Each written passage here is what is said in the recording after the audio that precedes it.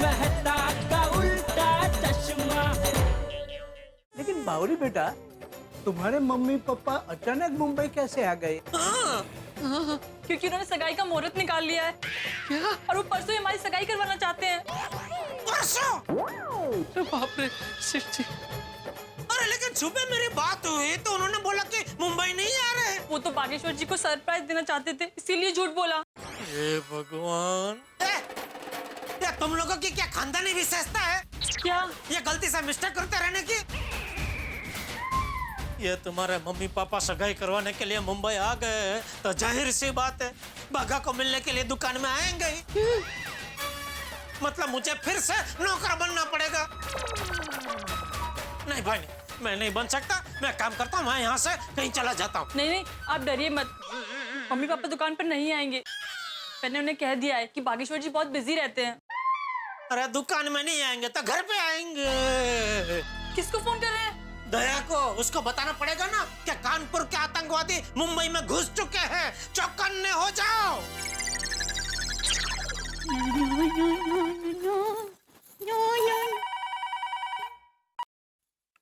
Hello दया। ओहो टोपू के पापा, क्या बात क्या है हैं? जब मैं आपका फोन करती हूँ तब आप कहते हैं कि मुझे बहुत काम है, और जब मैं फोन नहीं करती तब आप मुझे सामने से फोन करते हैं। क्या है? मेरी आवाज सुने बगैर आपसे रहा नहीं जाता है। दया थोड़ी देर के लिए भूल जा कि भगवान ने तुझे जबान दी है। सिर्फ इतना याद रख कि तेरे पास सुनने के लिए सिर्फ 2 कान है, तो चुपचाप मेरी बात सुन प्लीज। Hello hello. हाँ टोपू के पापा, आपने मुझे चुपचाप सुनने के लिए कहा है तो मैं चुपचाप सुन रही हूँ। मैं कुछ नहीं बोलूंगी। बोलिए। दया, बावरी के मम्मी पापा बावरी और बाघा की सगाई करवाने के लिए मुंबई आ चुके हैं। क्या? बाबूजी जी! क्या हुआ बहू? बाबूजी, टोपू के पापा का फोन है। भारी बहन की सगाई करने के लिए उनके मम्मी पापा यहाँ मुंबई में आ गए हैं। हे भगवान, अब क्या होगा? देखिए। हाँ बापूजी। अरे ये लोग ऐसे कैसे मुंबई आ गए? सुबह तो मना किया था। हाँ बापूजी, उन्होंने झूठ बोला था सरप्राइज देने के लिए। देख जेठिया, तू कुछ भी कर, लेकिन वो लोग हमारे घर नहीं आने चाहिए। मुझसे ये नाटक नहीं होगा। हाँ बापूजी, मुझसे भी। आप चिंता मत कीजिए, मैं पूरी कोशिश करूंगा कि वो लोग ना आए। अरे कोशिश नहीं जेठिया, वो लोग नहीं ही आने चाहिए। बिल्कुल बिल्कुल बापूजी, नहीं आएंगे नहीं आएंगे, आप चिंता मत कीजिए। ओके। हाँ।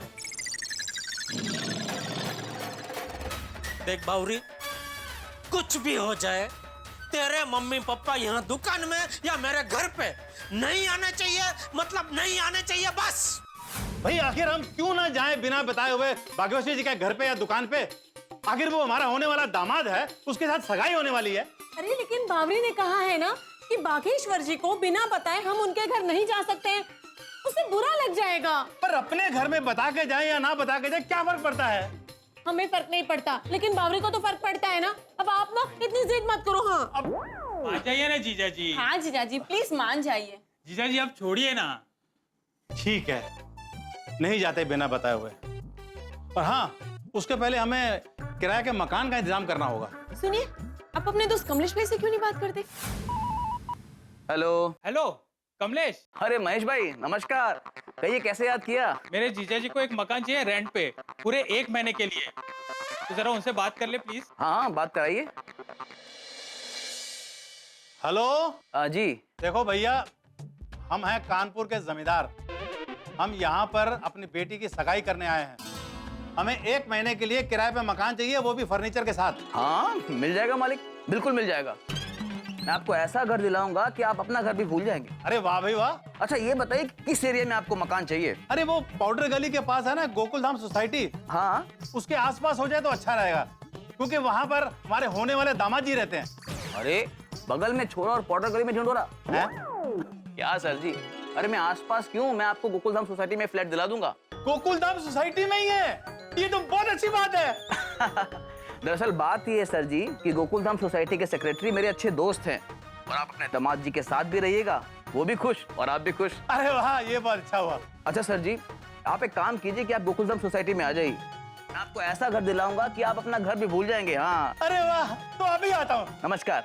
चलो गोकुलधाम सोसाइटी चलते हैं। लेकिन बागेश्वर जी के वहाँ बिना बताए नहीं जाएंगे। हाँ अरे भगवान, उनके घर में कौन जा रहा है? फिर हम गोकुलधाम सोसाइटी जाएंगे चुपचाप, वहाँ मकान देखेंगे, सब तय करेंगे, उसके बाद में हम लोग सरप्राइज देंगे दामाद जी को। हाँ ये बढ़िया रहेगा। चलिए चलिए चलो, चलो, चलो, चलो।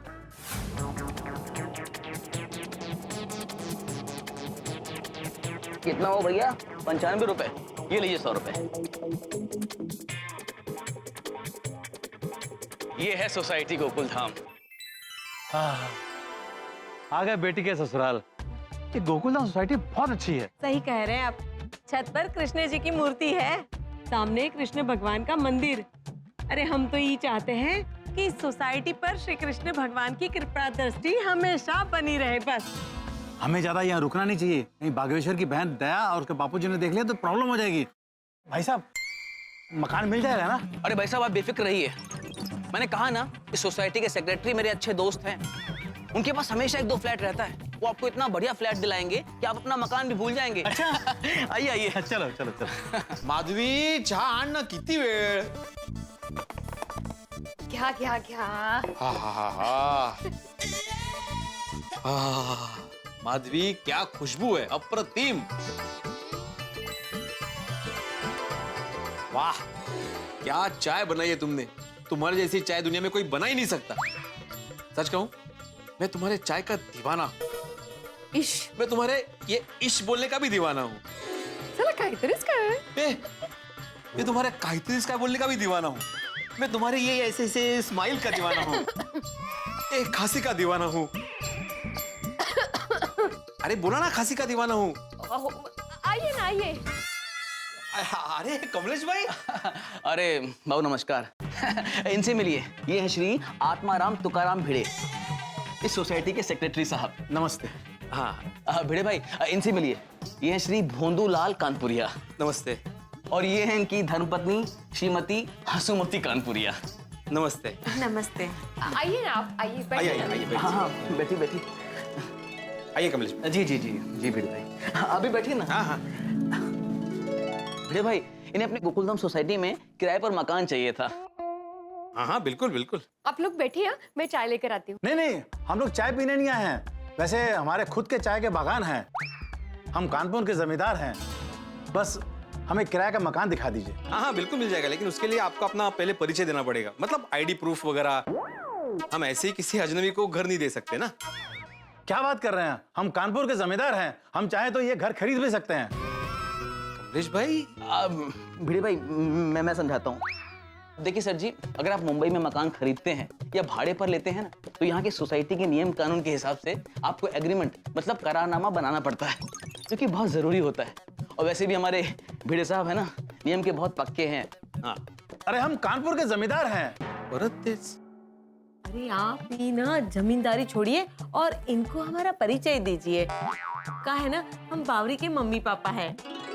बावरी मतलब बागा भाई के, मतलब बागेश्वर जी की बावरी. जी हाँ, हम उनके होने वाले ससुर सास ससुर हैं. अय्या, काय सांगताय काय.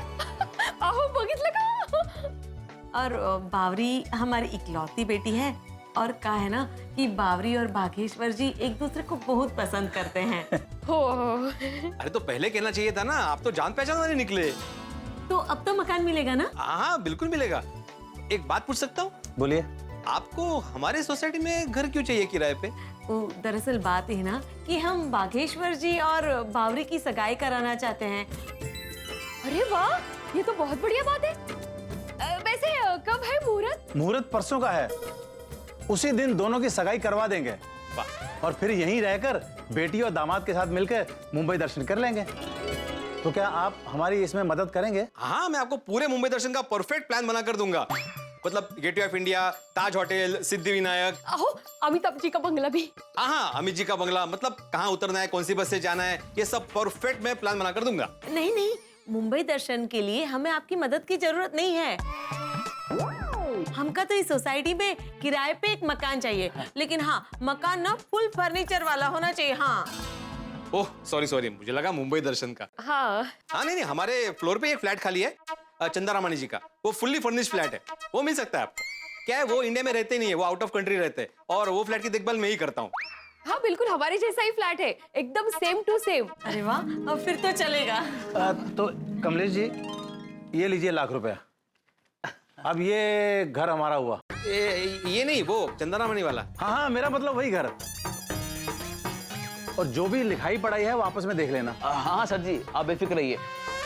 भिड़े भाई, वो एग्रीमेंट हम लोग कर लेंगे। हाँ, वो देख लेंगे। पर आपसे ना एक विनती है, वो हम लोग यहाँ रहने वाले हैं, वो बात आप किसी को बताइएगा नहीं। हाँ। मतलब? दरअसल बात ही है कि हम बागेश्वर जी और बावरी को सरप्राइज देना चाहते हैं। ओह हाँ, बिल्कुल दीजिए, हम किसी को नहीं बताएंगे। हाँ तो भिड़े भाई, हम कल से ही फ्लैट में रहने आ सकते हैं ना? हाँ, बिल्कुल आ सकते हैं, कभी भी आ सकते हैं। वैसे मेरा एक सुझाव है, अभी आप बागेश्वर जी और बावरी जी की सगाई करने वाले, तो आपको हॉल बुक करने की जरूरत नहीं है। क्या है, हमारे सोसाइटी का एक क्लब हाउस है, बहुत बड़ा है वो, तो आप चाहे तो वहाँ कर सकते हैं सगाई। अरे वाह, ये तो बहुत अच्छी बात है। हाँ, लेकिन उसका सोसाइटी को आपको 5,000 भाड़ा देना पड़ेगा। अरे हम कानपुर के जमींदार हैं, 5 क्या हम 50,000 देने को तैयार हैं। नहीं, हमें 5,000 ही चाहिए। अधिक सारी हुई। हाँ, ये रही सर। मी काय म्हणते, हाँ? बहुत दिन से घर बंद है तो अब्दुल भाई को बोल के साफ सफाई करवा लेते। ये लोग कहाँ कहाँ दौड़ेंगे। हाँ, करेक्ट। अरे आप रहने दीजिए, हम बागेश्वर जी के नौकर को कह देंगे, वो साफ सफाई कर देगा। होगो भाई, बागा भाई का नौकर? बागा भाई ने नौकर रखा है? काय हो? माना नहीं मैं। हाँ, वो कहा है ना कि बावरी बता रही थी कि घर में और ऑफिस में बहुत काम बढ़ गया है, तो बागेश्वर जी ने नौकर रखा है। बाप रे। माधवी, बागा तो जेठालाल के यहाँ नौकरी करता है ना, उसने घर और दुकान संभालने के लिए नौकर रखा है। कमाल है नहीं? लगता है जेठालाल ने सॉलिड पगार बढ़ाया होगा उसका। क्या हुआ? नहीं, कुछ नहीं, वो पगार बढ़े, बागेश्वर की तरक्की से बहुत खुशी हुई। हाँ खूपच। अरे दामाद किसका है? आपका ही। अच्छा, तो अब हम चलते हैं। हाँ जी, बिल्कुल। अब तो आपको गोकुलधाम सोसाइटी पर भाड़े में मकान भी मिल गया। हाँ। मैं चलता हूँ। अच्छा, नमस्कार। नमस्कार। धन्यवाद। नमस्कार, नमस्कार। हम ये कह रहे हैं, अब तो बावरी को फोन लगाइए। हाँ। कुछ समझ में नहीं आ रहा है, क्या करें? अरे बाप रे, पापा का फोन। काट दे, काट दे। नहीं सेठ जी, नहीं काट सकते। क्या नहीं? अगर फोन काट दिया तो हो सकता है वो लोग यहाँ आ जाए। बात कर, खड़ी क्या बात कर। हेलो। हेलो बावरी बेटा, कैसी हो? कहाँ हो तुम? पापा, मैं बागेश्वर जी की दुकान में आई थी, उन्हें सगाई के बारे में बताने। बागेश्वर जी की दुकान पर हो? हाँ। बहुत अच्छे, एक काम करो, उनसे भी जरा बात कराओ। पापा आपसे बात करना चाहते हैं। अरे मैं क्या बात कर रहा हूँ? कुछ भी बात कर, खत्म करना भाई। बागा, पुट इट ऑन स्पीकर। मैंने कहा फोन स्पीकर पे रख। नमस्ते पप्पा जी। जीते रहो बेटा, कैसे हो? मैं एकदम ठीक हूँ। सुबह तुम्हारे पिताजी से बात हुई थी। मेरे पिताजी से? घर पे फोन आया था, बापू जी से बात हुई थी। अच्छा, हाँ, अच्छा। क्या कहा पिताजी ने? तुम्हारे पिताजी से ज्यादा बात नहीं हुई, क्योंकि उन्होंने मौन व्रत रखा है ना। तुम्हारे आलसी नौकर से बात हुई। तुम सारा दिन दुकान में खपते रहते हो और वो आराम से घर में बैठा रहता है। उसकी पगार जरूर काट लेना। ठीक है। हाँ। और कुछ? बेटा, और तो तुमसे मिलना था। अच्छा, नहीं, मैं नहीं मिल सकता। क्यों? क्या है पापा जी, दुकान में मैं बहुत काम में रहता हूँ ना। अच्छा। इसलिए आपको टाइम नहीं दे पाऊंगा। घर पे भी नहीं। और दूसरा क्या है, घर पे मैं आपको मिलने बुला सकता था, लेकिन आजकल मैं बहुत बिजी चल रहा हूँ, तो घर पे आने का कोई टाइम फिक्स नहीं होता। वो तो सब ठीक है बेटा, वक्त निकालकर सगाई की तैयारी कर लेना। पावरी ने बताया ना, परसों सगाई है, तैयारी हो जाएगी ना? हाँ, हो जाएगी। हाँ, ठीक है। अरे हाँ। हमको भी तो बात करने दीजिए। हाँ बागेश्वर बेटा, तुम्हारे लिए एक और खुशखबरी है। अच्छा? हमने ना किराए पर मकान ले लिया है। कहाँ? हाँ नहीं, हाँ वो तो सरप्राइज है, लेकिन जब तुम्हें पता चलेगा ना, तब तुम और बावरी बहुत ही खुश हो जाओगे। अब ये सब छोड़ो, बावरी को बेटा जरा बताओ कि वो जल्दी से घर आ जाए। कहा है ना, सगाई की सारी तैयारियां बाकी है। जी ठीक है। हाँ, चलिए चलिए। चलिए चलिए। बावरी जी सुना आपने? हाँ अच्छा मैं चलती हूँ। ये बावरी के मम्मी पापा को सरप्राइज देने का बहुत है। सेठ जी परसों तो सगाई है, उनसे मुलाकात होगी ही होगी। अब उन्हें नहीं टाल सकते, तैयारी शुरू कीजिए। मतलब नौकर बन जाऊं? नहीं भाई नहीं, अभी मैं नौकर नहीं बनूंगा। ये बावरी के मम्मी पापा से बचने के लिए कुछ सोचना पड़ेगा। मेहता साहब,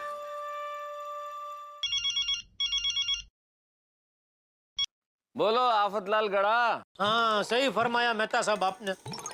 मुझे मेरा नाम जेठालाल से बदल के आफतलाल ही रख देना चाहिए। हर वक्त मेरे सर पे कोई ना कोई आफत रहती ही है। अब क्या हुआ भाई? अरे भाई मैं वो नटू काकर भागा को कानपुर भेजने का प्लान बना ही रहा था कि इतने में बावरी के मम्मी पापा बिना बताए यहाँ मुंबई आ टपके हैं। क्या? हाँ, इतना ही नहीं, उन्होंने परसों के दिन बागा और बावरी की सगाई रख दी है। हमारा पूरा प्लान उल्टा पड़ गया मेहता साहब। अच्छा तो फिर क्या करने का तय किया तुमने अब? तो आप बताइए मेहता साहब, मैं दोबारा नौकर बनना नहीं चाहता, प्लीज। क्या बताऊं जेठालाल। हाँ एक काम कर सकते हैं। हाँ ये जो प्लान है ना इसे उल्टा कर दो। मतलब पहले तुम बाघा को छुट्टी दे रहे थे, अब तुम छुट्टी पे चले जाओ। मेरे कहने का मतलब है जब तक बाघा बावरी की सगाई नहीं होती तब तक तुम कहीं बाहर चले जाओ, और जब तक सगाई नहीं होती तब तक बावरी के माँ बाप के सामने आओ ही मत। तो भाई दुकान और घर जो है वो नटू काका और बाघा के भरोसे कर दो और कहीं छुट्टी मनाने चले जाओ भाई। इसी बहाने तुम्हारा दिमाग भी फ्रेश हो जाएगा, वेकेशन भी हो जाएगी और ये तब तक सब मसला भी हल हो जाएगा। एक काम क्यों नहीं करते, तुम अहमदाबाद क्यों नहीं चले जाते? इतने साले सुंदरलाल के पास बड़े दिन अच्छे कटेंगे तुम्हारे। मेहता साहब घूमने जाने का आइडिया अच्छा है, लेकिन सुंदर के पास जाने का आइडिया अच्छा नहीं है। अरे भाई सुंदर के पास जाना ही जरूरी नहीं है, मैं तो मजाक कर रहा हूँ। कहीं भी जहाँ जाना है वहाँ जाओ ना। ठीक है थैंक यू मेहता साहब, थैंक यू। चलो। वाह मेहता साहब ने मस्त आइडिया दिया। क्या क्या सेठ जी? पहले मैं आप दोनों को छुट्टी देके कानपुर भेज रहा था ना, लेकिन अभी मैं खुद छुट्टी लेके कहीं चला जाऊंगा। कहाँ कानपुर? अरे कानपुर क्यों जाऊंगा मैं नटू काका? तो बचाओ, मैं बचाओ जाऊंगा। इसी बहाने मैं अपने बचपन के दोस्तों को भी मिल लूंगा। लेकिन सेठ जी, समधी जी ने आपके बारे में कुछ पूछा तो कह देना कि आपने मुझे नौकरी से निकाल दिया। वैसे भी ये बाघा की सासू को मैं आलसी नौकर लगता हूँ ना, तो बोल देना कि आलसी था, कुछ काम करता नहीं था, निकाल दिया नौकरी से। और एक बार सगाई हो जाने के बाद तो उनको सब सच बता ही देना है? फिर तो वापस जैसा था वैसा सब हो जाएगा। लेकिन सेठ जी आपके आशीर्वाद के बगैर मैं सगाई कैसे करूंगा? अरे बेटा, मेरे आशीर्वाद तो हमेशा से तेरे साथ हैं और हमेशा रहेंगे।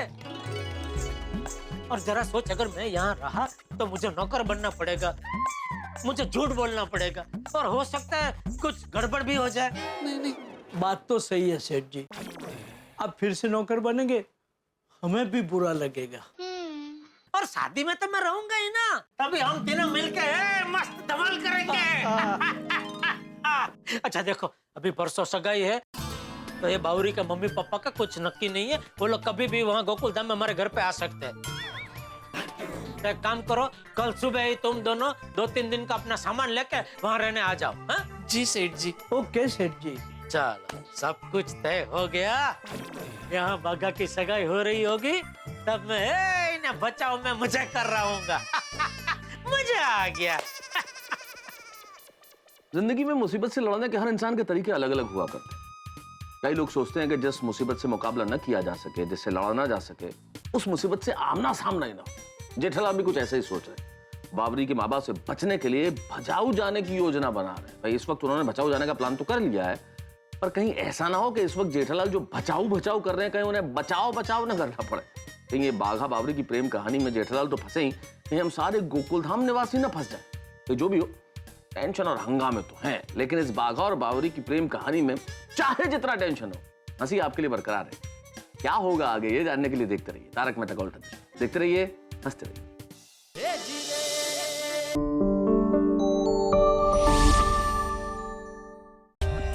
For more updates, subscribe to our channel, click the show links and enjoy watching the videos.